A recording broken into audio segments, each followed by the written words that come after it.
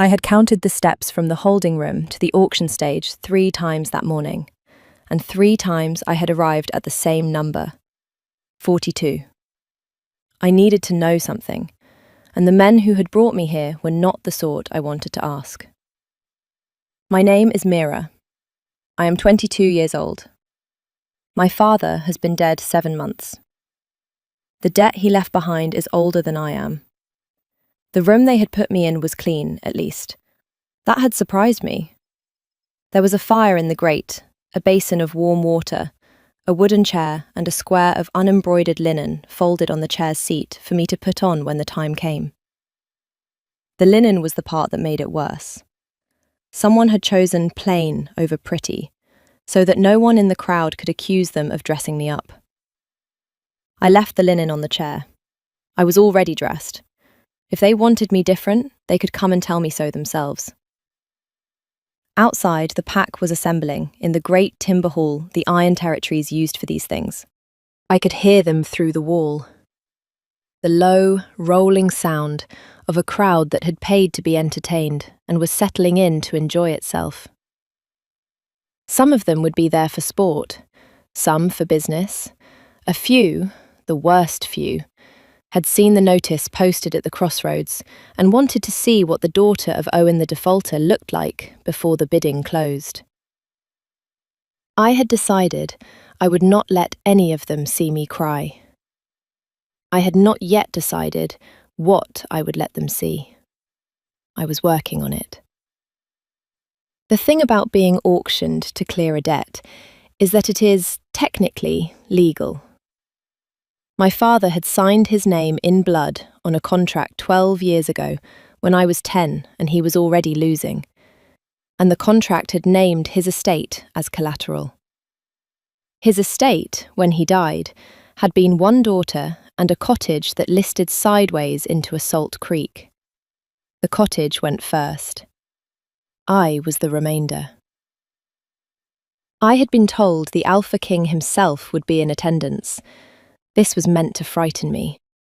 By every account I had ever heard, he was a man who did not waste his afternoons on the misery of strangers. If he was coming, it was because he was making a point about something, and I did not understand yet what the point was. There was a knock at the door, 2 short, 1 long. A man's voice said, "Quarter hour." "Thank you," I said, because the manners my mother had drilled into me did not fail, even now. I had been told, when they came for me at dawn, that I would be given a tonic before I went up. For my nerves, the auctioneer's woman had said. Smiling the way a person smiles when they want you to understand that you do not have a choice. I had refused it then. The woman had only said, calmly, "You can refuse it 2 more, and then we will give it to you anyway." So I knew the tonic was coming. I knew also that whatever was in it was not for my nerves. They wanted me on that stage looking pliant. They wanted me looking like a girl who had already given up. I had not given up. I was simply waiting to see who I was going to fight. The door opened 10 minutes early. The auctioneer's woman came in carrying a small clay cup. She had a kind face. That was the thing that infuriated me most about her. She had a face like someone's aunt. "Drink this, love," she said. I looked at the cup. I looked at her. I said, "No." "It will help." "It will not." She set the cup on the small table by the chair and folded her hands in front of her apron. "We can do this gently," she said, "or less gently. The result is the same. You will be calm when you go up. You will smile when you are told to. It is easier if you choose." I had been planning for hours to throw it in her face when she offered it. I did not, in the end. I do not know why. Perhaps because the thing I needed most, in that moment, was for them to underestimate me. And a girl who throws tonics in the faces of her handlers is a girl they will tie down before they bring her up the stairs. So I lifted the cup, and I held it to my lips, and I did not drink it. I let it touch my mouth and no further. Then I put the cup back down with the level unchanged. "Good girl," the woman said, not looking carefully enough. I had been called a girl twice that morning, by people who meant it as a soft word for an unsoft thing. I am a woman grown. I have been a woman grown for 2 years by pack law, and longer than that by every measure that actually mattered. The people who needed me to be a girl were the people who needed me to be small. The woman left. I poured the rest of the tonic into the basin of warm water and watched it cloud. The knock came again, one long time. I stood up. I shook the creases out of my skirt, my own skirt, plain wool, and I left the linen on the chair. They took me down a narrow corridor that smelled of pitch and old smoke. At the end of it was a curtained doorway, and through the curtain I could hear the auctioneer warming up the crowd. He had the voice of a man who enjoyed his work. Numbers were being shouted from the floor in a hot, eager rhythm, the way men shout in taverns when something is about to be killed for sport. I do not remember the moment the curtain opened. I remember the light. The hall was lit by enormous iron braziers slung from the rafters on chains, and below their smoke were faces. Hundreds of faces. Wolves and men, and a few wolves who had decided not to bother distinguishing themselves from men. Some were smiling, some were not. The ones who were not were the ones I watched. The auctioneer turned and saw me, and his mouth opened to begin his patter, and then it closed again. Something in the room had changed, and he was a man who lived by reading rooms, and he had read this one and gone quiet. I followed his gaze. At the back of the hall, against the long wall, under the high banner of the Iron Throne, a man was standing with his arms folded. He was not seated. The wolves who had brought him there had brought a chair, and the chair was beside him, empty. He had chosen, deliberately, to stand at the back of his own kingdom's hall and watch. He was looking at me. I had never seen the Alpha King before. I had heard him described enough times to assemble a picture, and the picture had been wrong in every detail that mattered. He was tall and dark-haired, and dressed in the iron grey of his house. The thing the descriptions had missed was his stillness. He was as still as a stone in a river. The room moved around him, and he did not move with it. His eyes were on my face, not on my throat, not on my hands, not on the rest of me. My face. I looked back at him for exactly as long as a woman about to be sold can look at the most powerful wolf in the territory, which is to say, longer than was wise. I did not lower my eyes. I had decided, walking up the corridor, that I would not lower my eyes for anyone in this hall, and I started the way I meant to continue. His mouth did something. It was not a smile, it was the place a smile would have been on another man's face. On him it was the smallest possible shift in the set of his jaw, and I caught it, and I understood somehow, without being able to say how I understood, that he had not expected me to look back. The auctioneer cleared his throat. He had remembered his job. He began.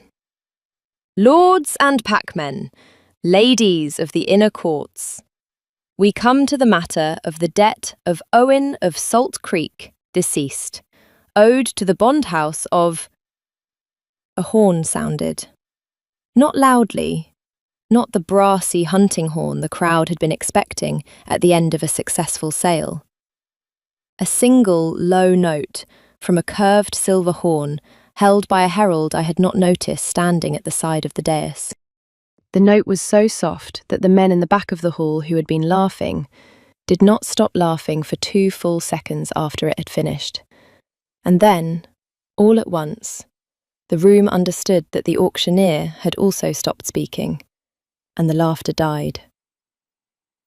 The herald lowered the horn. He looked at a scroll. He read in a voice trained to carry to the back walls. By the seal of the Iron Throne and the hand of Soren, Alpha King of these territories, the debt of Owen of Salt Creek, in the sum recorded and witnessed, is satisfied in full, as of this morning at dawn. The bond house acknowledges receipt, the contract is dissolved, the auction does not proceed. If you have made it this far, stay with me.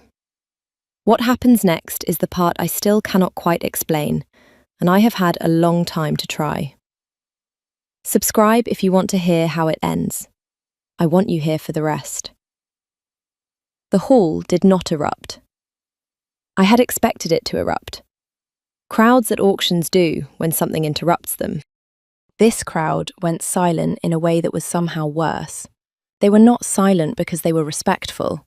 They were silent because they were calculating. The Alpha King had spent his own coin to buy a stranger out of the bond house before she ever reached the block, and every man in that hall was trying to work out which way the wind in the territory had just shifted. I was the only person in the room who was not calculating. I was, instead, looking at the man at the back wall who had not moved. He had wanted to see my face when I found out. That was the worst of it. That was the part I could not get past. He had paid the debt, and the herald said it had been done at dawn, hours ago. And he had still come here. He had come here and stood at the back and waited until the moment of the announcement to watch what I did when I learned I was not for sale. I did not know yet whether to be grateful or furious. I was, in equal and overwhelming measure, both. I held his gaze across the length of the hall. I let him see exactly that.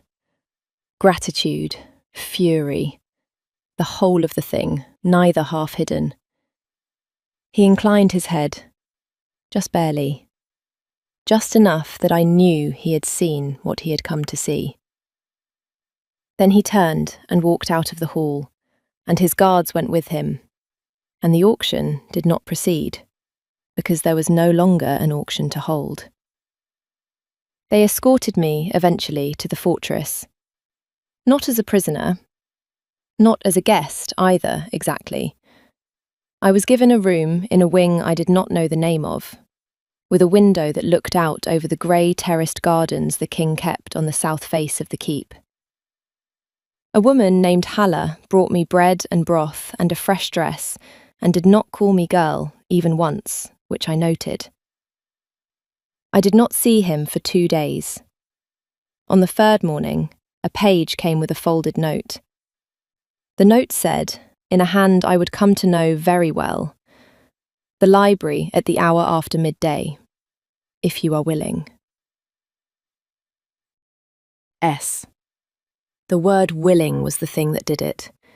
He could have summoned me. He was a king. He did not summon. He asked, and he left me the option of refusal in plain ink. The dress was mine. The door of my room was not locked. The page who brought the note had bowed and waited for an answer before leaving. I went. The library of the Iron Throne was the largest room I had ever entered. The ceiling was so high that the upper shelves disappeared into shadow, and the shadow smelled of cedar and old vellum and wood smoke from a hearth banked low at one end. He was at the hearth. There was a chair on either side of it. The chair on his right was empty. He stood when I came in. I had not expected that. "Mirror of Salt Creek," he said. "Your Grace." "Soren," he said. "When it is the two of us, Soren is enough." I sat in the empty chair. He sat after I did, which I also noted. There was a long quiet between us. He was not a man who used speech to fill silences. He sat with it like a thing he had earned the right to. "I have a question," I said. "I am going to ask it once." "Ask." "Why?" He was looking at the fire. He did not look at me. I think, in hindsight, he had been hoping I would ask something easier first. I had not. "The debt was unjust," he said. "Many debts are unjust. You did not pay them. No. So? A long pause. I have been buying out the auction debts of this territory for 6 years, he said, quietly, through a clerk. Your father's name was on the list. I came to it 3 months ago. I was slow. Slow. There were other names ahead of his. I worked through them in the order they came due. I did not know about you until the bond house posted the notice. When I saw it, I went down to the record room and asked the clerk why your name was on a stage and not on his ledger as already settled.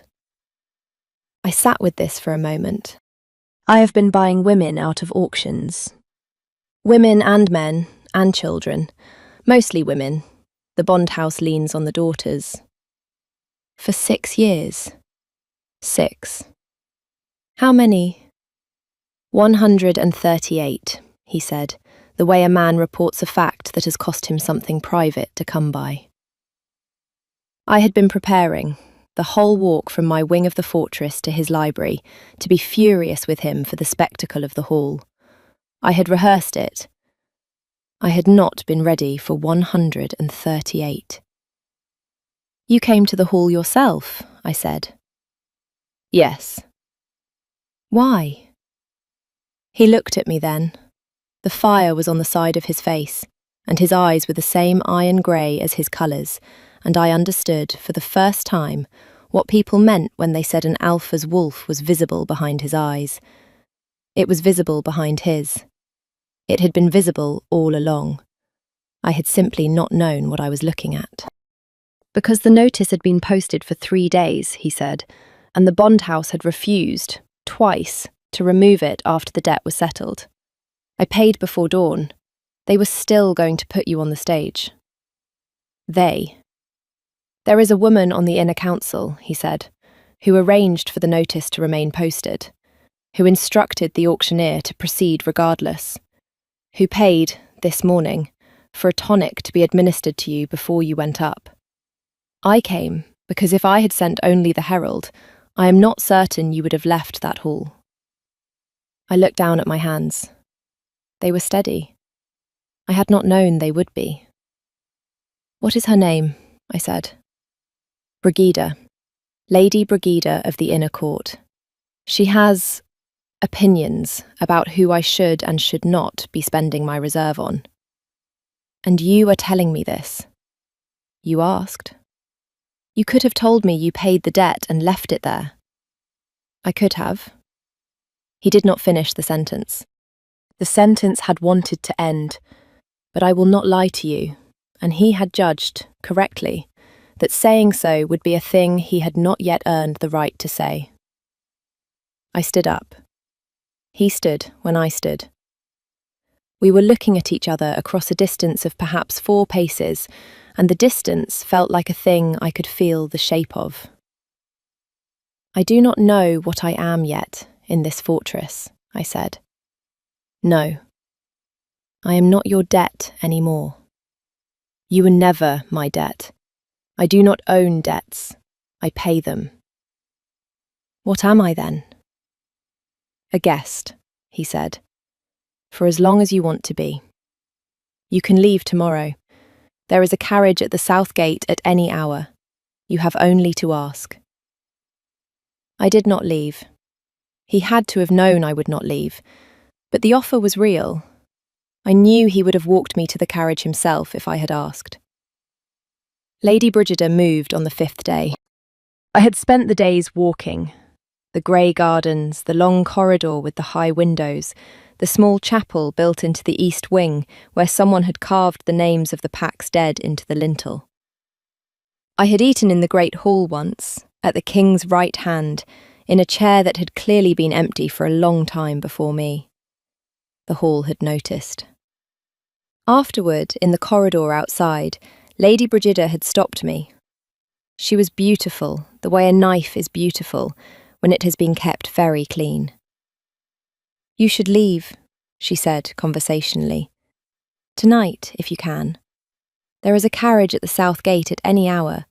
He told you so himself. He did. Then take it. The court will eat you. I have seen prettier girls than you walk in through that door, and I have watched what is left of them walk out. You have been making a study of it. I have been keeping a list. She smiled. She inclined her head. She walked past me down the corridor in the rustle of her good wine-coloured silk, and I understood that I had just been threatened, in plain language, by a woman who had paid for a tonic that very morning. I did not leave that night. I went to my room and I did not sleep. I was called to the council chamber that morning. The Alpha King was already there, at the head of a long oak table, and Lady Brigida was standing at the other end of it, and she had brought papers.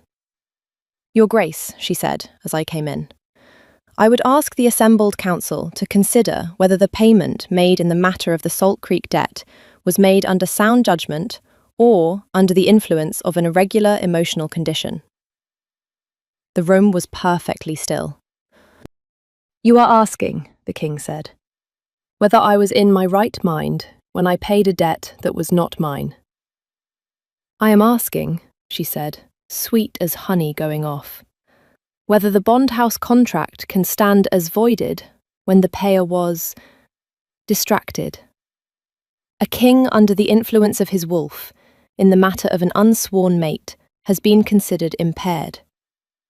The contract could return to its original terms.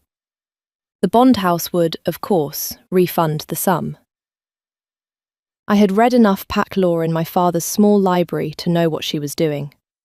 She was trying to put me back on the block. She was using the bond as her lever. She had decided that the only thing in this room she could not outmaneuver was a king's pride, and so she was going to publicly call him a man who had let his wolf write a cheque. I looked at Soren. He was not looking at her. He was looking at the table. He was, I realised with a strange jolt, deciding how much of his pride to spend. I did not let him decide it. "My lady," I said. She turned. "I am 22 years old," I said, "and I was raised in a house where my father read me the bond house statutes aloud at supper for entertainment, because he had no money and no other amusements. I know the law. The clause you are citing requires the payer to repudiate the payment himself, in person, before a council. The king has not done so. He will not. He paid the debt in coin, with witnesses, before dawn. The bond house acknowledged the receipt. That is the end of the legal matter." A long pause. "However," I said. I had not planned the however. It came out because the rest of what I was about to say needed somewhere to land. "However, there is, in the old pack law, a clause permitting a debtor's heir to seal her name out of the ledger by oath, if she has the standing. I have read the clause. The standing belongs to the heir, not the debtor. I have it. I would like to use it now." The council looked at one another. Lady Brigida had gone very white. The king's head had come up. "Mira," he said, quietly. "It requires blood," I said, to him, not to her. "I know." "It is not necessary." "It is, because as long as the ledger has a record of my name, she can come back to it. I do not want it to be possible for her to come back to it. I am going to do this once." The eldest of the councillors, a small grey woman with iron rings on every finger, stood up slowly. "The clause is real," she said. "I have not seen it invoked in 40 years. You will see it invoked today," I said, "if the king will permit." He could have refused. He had the standing. He looked at me across the length of the table, and I watched him understand, in real time, that he could not refuse without taking the thing away from me. He could not take the thing away from me. So he did not. Permitted, he said, and his voice was rougher than I had heard it. The counsellor brought a knife. The knife was small and clean. The ledger itself was brought in by 2 clerks, an enormous bound book with my name written in it in my father's hand 12 years ago, and crossed through that morning at dawn in another. The crossing was not enough. The clause required my name to be written under my own blood in the margin, sealing the entry as closed by the heir's hand. The blade went into the soft of my palm. I did not flinch. I had decided, in the corridor on the way down, that I would not flinch, and I held to the decision because the decision was the only part of this that was mine. The blood came. I wrote my name in the margin. The cold came in with it. I had not expected the cold. The clause was an old one, and old pack law has weight, and the weight is not metaphorical. As I wrote my name, the air around the ledger went colder than the hearth in the room should have allowed, and the cold drove into the bones of my wrist and up into my shoulder. The ledger was older than the bond house. It did not give up a name without taking something in exchange. It was taking the warmth out of my writing hand. I finished the name. I set down the pen. The cold did not go. Soren was beside me. I had not seen him move. He had crossed the length of the table without my noticing because I had been looking at the ink. And now he was beside me, and he was looking at my hand, and the cold was driving deeper, and I could feel my fingers beginning not to obey. "Take my hand," he said. I did. His hand was warm in the way a hearth is warm, the way a banked fire is warm under ash. And the cold met the warmth, and the warmth held. And slowly, over what was probably 10 seconds and felt like a year, the cold in my wrist began to retreat. He did not let go until my fingers moved on their own. The counsellor closed the ledger. "Sealed," she said. "By heir's hand and blood. It is done." Lady Brigida said, "Your Grace." "Out," he said. Not loudly, just the one word. She went. She was stripped of her seat on the inner council before nightfall, and by the end of the week she had been escorted to her family's holdings in the south, with a writ forbidding her to enter the Iron Territories again for 7 years.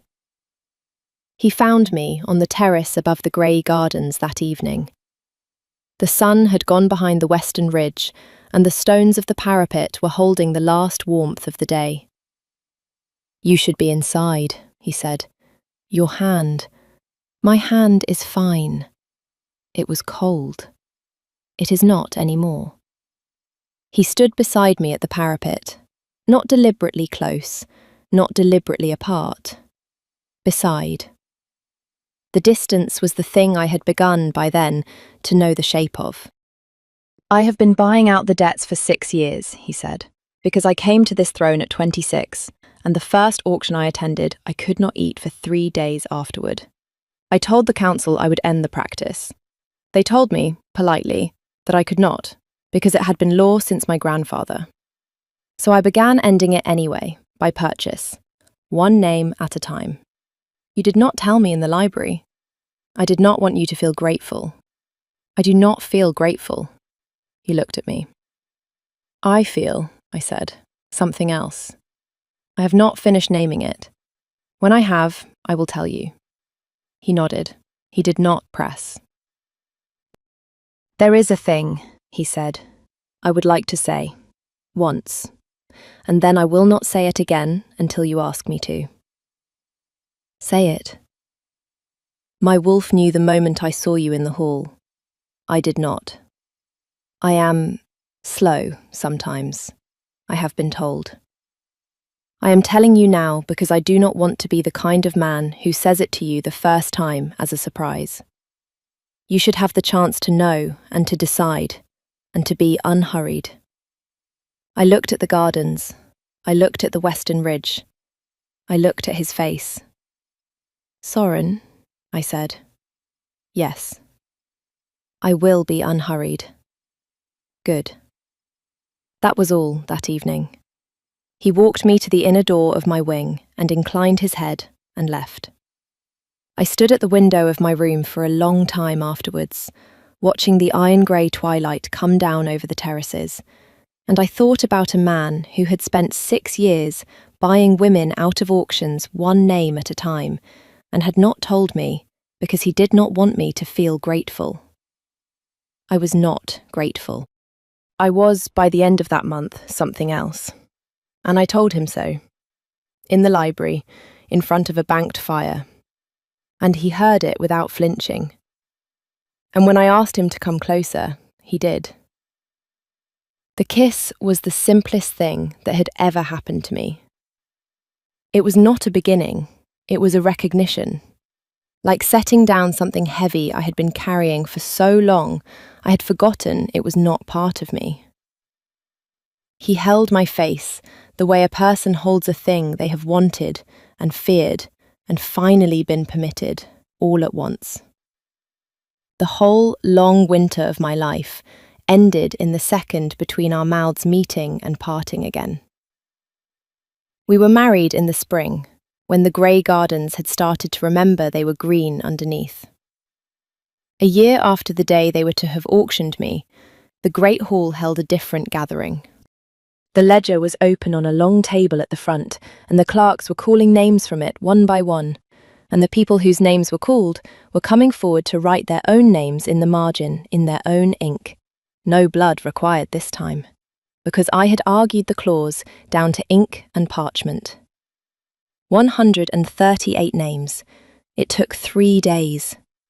Soren sat beside me for all of it. He did not speak. He had been told it was not his ceremony.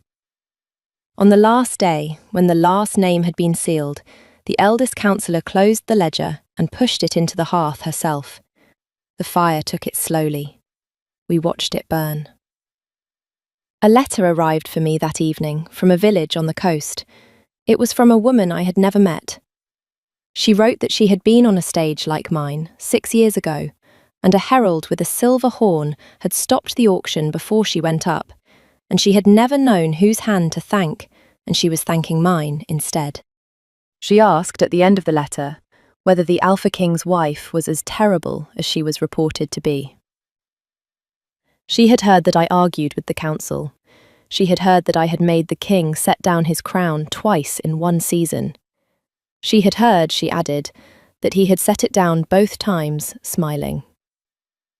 I have not, in fact, made him set down his crown smiling. I have made him set it down. The smiling is his own business. And I will not take credit for the parts of him that have begun, slowly and against his expectation, to belong to himself.